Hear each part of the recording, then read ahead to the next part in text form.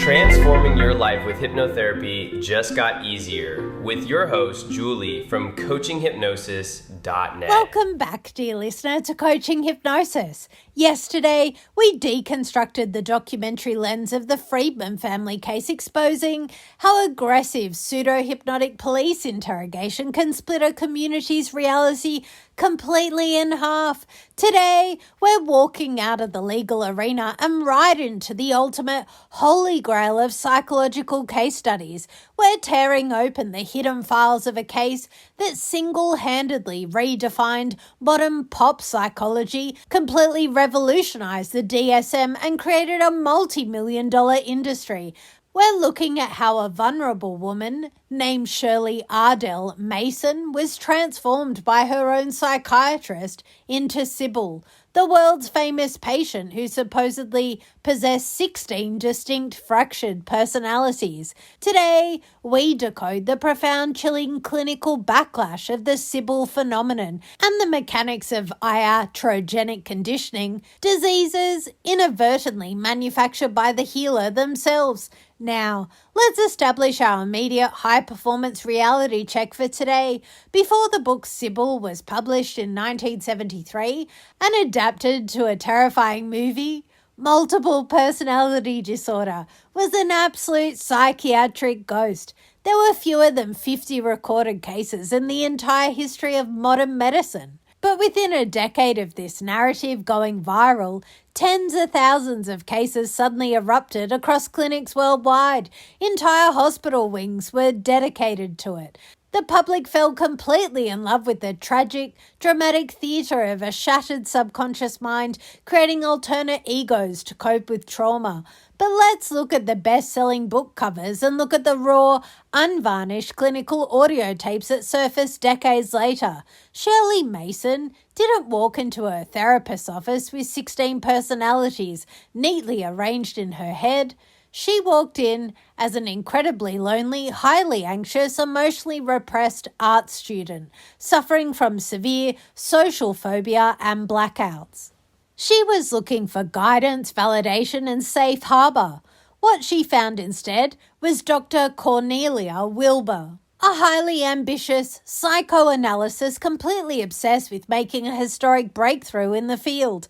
Today, we break down exactly how a dangerous mix of hypnotic suggestion and chemical restraint can literally forge an alternate identity out of thin air. To understand how this psychological forgery was executed, we have to look at the specific, highly toxic therapeutic design Dr. Wilbur ran for over a decade. Shirley Mason was a dream subject for a predatory or deeply biased operator.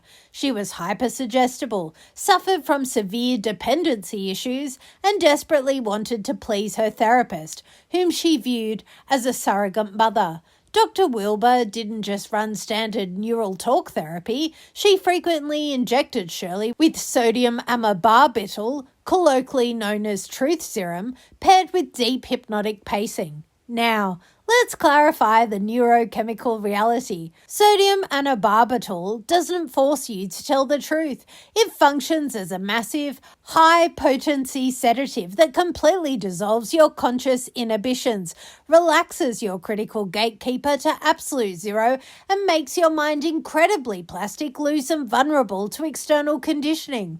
During these drug-induced, deeply hypnotic trance loops, Dr. Wilbur didn't listen neutrally. She actively hunted for fractures. If Shirley mentioned feeling angry, Dr. Wilbur wouldn't ask why Shirley was angry. She would ask, who is speaking right now? Is this Shirley or is this someone else? Does this feeling have a name? This created a devastating real-time feedback of iatrogenic code installation. Phase 1, the chemical suggestibility vacuum. Inject a highly dependent, anxious client with sodium amobarbital while using deep hypnotic pacing, completely dropping the conscious gatekeeper offline. Phase 2, the identity naming loop. Prompt the vulnerable subconscious to give separate names to normal conflicting emotions. Actively reward the client with affection only when they exhibit alternate traits. Phase 3, manufactured myth lock. The client entirely internalizes the theatrical roles to maintain the relationship, hard-coding a synthetic ledger of fractures that pop culture accepts as gospel truth. When Shirley, in her heavily sedated state, began playing along with these prompts, quoting names like Peggy or Vicky to describe her ordinary mood swings, Dr. Wilbur didn't treat it as basic emotional processing. She cheered. She showered Shirley with intense attention, financial support, and maternal affection. Shirley quickly figured out with the subconscious economy of her therapy. If I am just Shirley, I am ignored and broken. If I introduce a new personality, I am loved, protected, and special. Let's look at the absolute sarcastic and profoundly heartbreaking absurdity of what happened next. In 1958, Shirley actually experienced a momentary breakthrough of absolute conscious clarity. She realized the dangerous, theatrical game. She sat down, wrote a lengthy, completely articulate letter to Dr. Wilbur, and explicitly confessed, I do not have any multiple personalities. I do not even have a double. I am all of them. I have been lying. I entered a trance because I thought it was what you wanted me to do. Look at how the elite, highly educated psychiatric authority responded to this direct injection of truth. Dr. Wilbur didn't stop, review her tapes and check her bias. She literally dismissed the letter as a defense mechanism. She told Shirley that the letter was just an attempt by her repressed alters to block the therapy. Dr. Wilbur threatened to cut off Shirley's financial support and emotional validation unless she went right back to the script. Trapped in an absolute compliance loop, Shirley recanted her confession, went back under the chemical trance, and spent the rest of her life acting out the 16 characters that would make Dr. Wilbur rich and world famous. When investigative journalists and historians finally gained access to Dr. Wilbur's private archives and audio recordings decades later, the entire Sybil myth completely imploded. The tapes revealed a chilling masterclass in leading questions, overt coaching and hypnotic manipulation. As modern performance coaches and clinical hypnotists, we must analyze the exact cognitive levers that made this iatrogenic distortion so incredibly powerful. The role-play transmutation. When an individual enters an uncritical, hypersuggestible state under hypnosis and chemical sedatives, they can easily adopt a fictional persona or role-play a characteristic. If that role-play is continuously reinforced, practiced and validated by a powerful authority figure over hundreds of hours, the brain's internal ledger actually transitions the data track from pretending to being. The theatre becomes the identity. The power of secondary gain script. Shirley Mason's entire survival matrix became inextricably tied to maintaining her symptoms. Dr. Wilbur paid her rent, bought her clothes, introduced her to elite social circles, and gave her a sense of profound cosmic purpose. When a client's entire lifestyle, safety, and source of love depend entirely on keeping a diagnosis alive, their subconscious mind will ruthlessly manufacture whatever symptoms are required to keep the checks clearing. The erasure of sovereign emotional interrogation. The absolute tragedy of the Sybil case is that Shirley Mason genuinely needed help integrating her complex emotional architecture. Instead of teaching her how to ground her nervous system, own her anger, and interrogate her shadow, Dr. Wilbur used hypnotic suggestion to chop her mind into arbitrary commercialized boxes. It was a complete abandonment of clean clinical execution.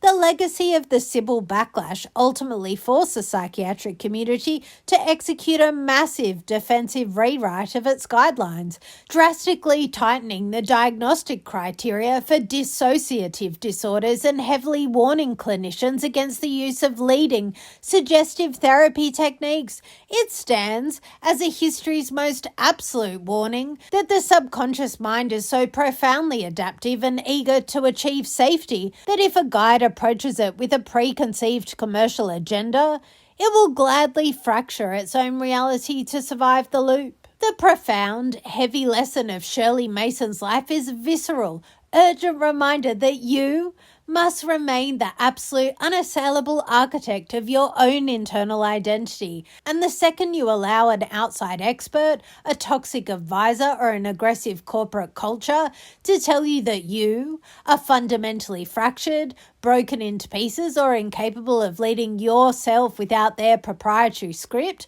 you are surrendering your strategic sovereignty. Any system, mentor, or culture that seeks to control you by constantly highlighting your flaws, keeping you dependent on their validation, or forcing you to play a specific limited role to fit their agenda is running a predatory program. Your mind requires absolute integration to execute its true power.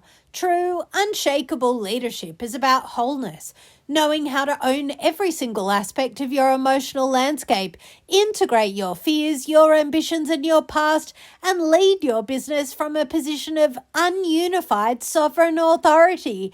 If you've realized you are navigating high-performance professional pressure by letting external voices, industry critics, or old-conditioned family scripts partition your mind, wasting your immense strategic focus on playing different characters for different audiences, hiding your true executive power because a rigid voice told you that you're too much, or letting an exhausting, fragmented corporate script run your daily execution, it is time to step out of the suggestion matrix and reclaim your integrated composure. If you are ready to clear that cognitive pollution, unify your internal architecture, and lead your business with a completely unburdened sovereign mind, I invite you to book your free 40-minute clarity call. Together, we'll dismantle the external conditioning, stabilize your nervous system against the noise, and install a powerful, unshakable subconscious identity focused entirely on your true present sovereign authority. Remember, aligned subconscious plus healed history equals unshakable leadership. Thank you for listening. Align your mind. Visualize your future. Grow your business. Mindfully yours, Julie.